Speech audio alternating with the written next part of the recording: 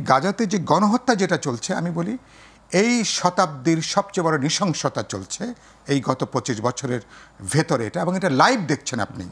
ইতিমধ্যে 65-70 হাজার শিশু বাচ্চারা নারীরা তারা মারা গেছেন, এবং তখন তারা আবার এটা নাকি কেন বলছে নাকি স্থায়ী শান্তির জন্য নাকি এটা নাকি দরকার, মানে এটা পার্মানেন্ট পিসের জন্য নাকি এটা দরকার।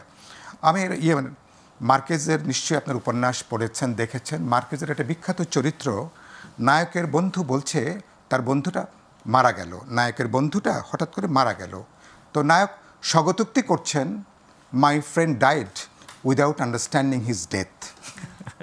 আমার বন্ধু জানলই না যে কেন সে মারা গেল।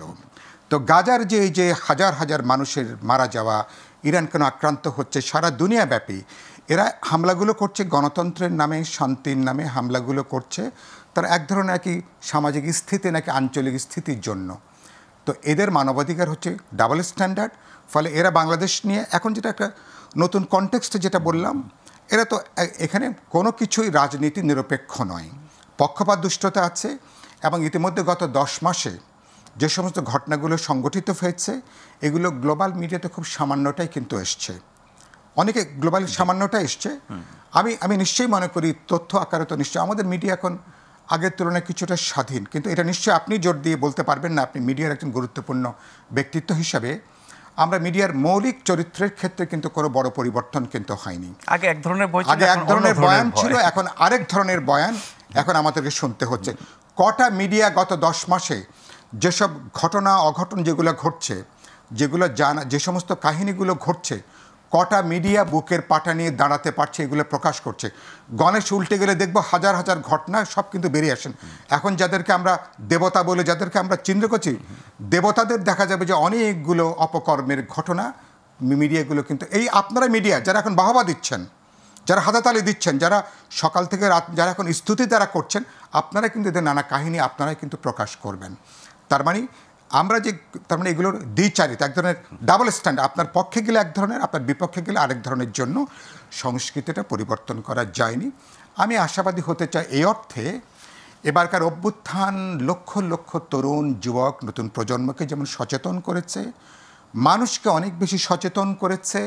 চায়ের দোকানে দেখবেন যিনি চা খেতে বসেন 10 জন ভোরবেলা, প্রত্যেকের পকেটে কিন্তু 5-10টা করে সংস্কারের কিন্তু এজেন্ডা আছে। আপনি তাদের বলতে দেন, তারা কিন্তু বলে ফেলবে যে কোথায় কোথায় কী কী পরিবর্তন দরকার। আমাদের 204টা বা 6টা দেশের মধ্যে বাংলাদেশ পলিটিক্যালি সবচেয়ে ভাইব্রেন্ট একটা সমাজ। এইরকম কিন্তু দুনিয়াতে কিন্তু নাই। দুর্ভাগ্যজনক এটাকে যে লিড করা, এই স্বপ্ন আকাঙ্ক্ষা পরিবর্তন, এই যে গণতান্ত্রিক ট্রান্সফরমেশনের জন্য যে ভিশনারি আইডিয়া দরকার, পার্সন লাইক নেলসন ম্যান্ডেলা, তিনি যে রিকনসিলিয়েশনের কথা বললেন, ইনক্লুসিভ সমাজের কথা বললেন, ট্রুথ অ্যান্ড রিকনসিলিয়েশন কমিশন তিনি গঠন করলেন। ঠিক আছে, অপরাধের বিচার করো, কিন্তু আমি যদি সবগুলো ধরতে যাই তাহলে তো একটা গৃহযুদ্ধকে আবার আমি নতুন করে বাঁচিয়ে দেব। কোনটা আমি ধরবো, কোনটা বিচার করব, আর কোনটাকে রিকনসিলিয়েশনের মধ্যে নিয়ে আসবো, এটা কিন্তু খুব দূরদৃষ্টি সম্পন্ন, খুব প্রজ্ঞা ছাড়া এটা কিন্তু সম্ভব না।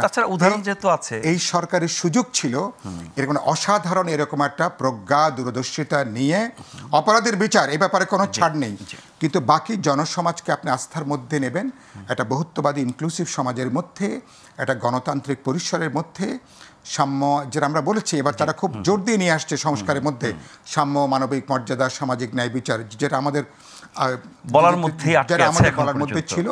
তো এটা যদি করতে পারি, মানুষ এখন সচেতন, পুরনো জমানায় কেউ ফিরবে না। হয়তো বড় কিছু করতে পারবো না, কিন্তু ভবিষ্যতে যে কোনো সরকারকে এই জনচেতনার কিন্তু মুখোমুখি দাঁড়াতে হবে। মানুষ প্রশ্ন করবে, আপত্তি করবে, সুতরাং পুরনো জমানায় ফিরবো না, কিছু পরিবর্তন নিশ্চয়ই হবে, আমি এখন আশা করতে চাই।